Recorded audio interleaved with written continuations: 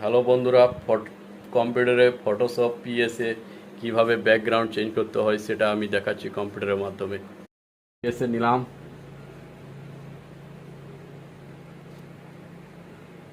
খুলতে একটু লোডিং হচ্ছে।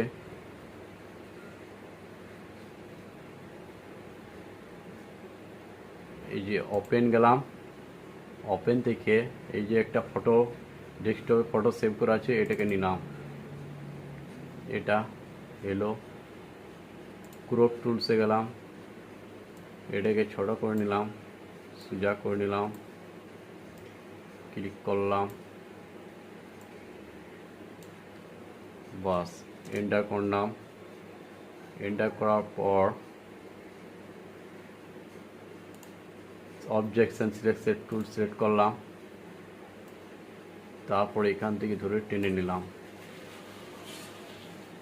টেনে নেওয়ার পর ফাইলে গেলাম, নিউ ফোল্ডার ব্যাকগ্রাউন্ড কালার যে কোনো একটা নিয়ে নিলাম, ক্রিয়েটে ক্লিক করে ওকে করলাম।